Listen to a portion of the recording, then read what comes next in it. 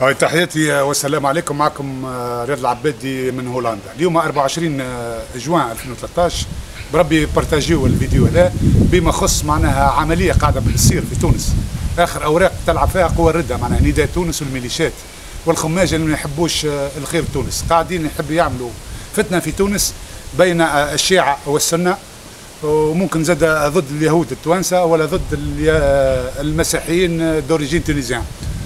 نقول لكم من موقعنا هذا احنا كنا توانسه، فما 1% مثلا مسيحيين، 2% يهود، 3% شيعه، 95% سنه، ماهوش مشكل. احنا توانسه كل شعب واحد، ولا عنا طائفيه ولا عنا مذاهب. احنا الثوره قامت ضد الدكتاتوريه وضد المجرمين اللي قتلوا ونهبوا الشعب التونسي.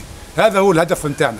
ردوا بالكم معناها من نداء تونس قاعد توا معناها يجند في العملاء نتاعو الميليشيا، وقاعد يمول فيهم اموال طائله باش يضربوا وينهبوا ويعملوا فتنه بين الشيعه في تونس والسنه.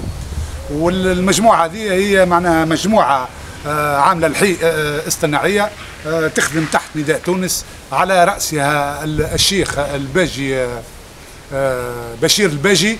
هذا بوليس سياسي بن علي، والقتل هو كان وراء اغتيال فوزي المحمدي في سوسه قدام المسجد نتاع سوسه. وكذلك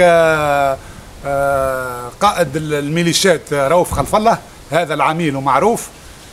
هذا معنا قائد الجناح السري نتاع نداء تونس، والعقل المدبر نور الدين بن تيشان ولازل العكرمي.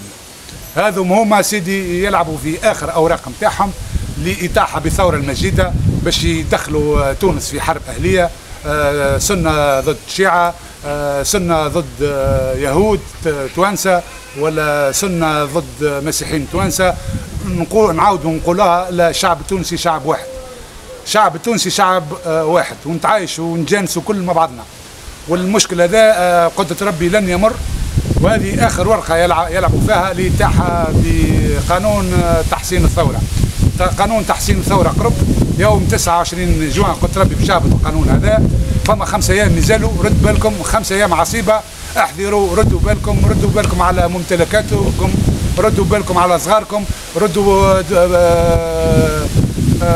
بالكم على عائلاتكم، احميوا عائلاتكم، كونوا بعضكم، كونوا ملتحمين ضد هذه العصابة اللي تلعب في آخر أوراق نتاعها. وقلت ربي معناها الشعب منصور ضد هذه المنظومة الفاسدة اللي ورثناها من بن علي.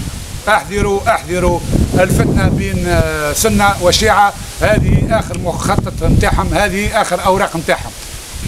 هذا ما عندي ما نقول لكم، ردوا بالكم، احذروا. والسلام عليكم ورحمة الله وبركاته.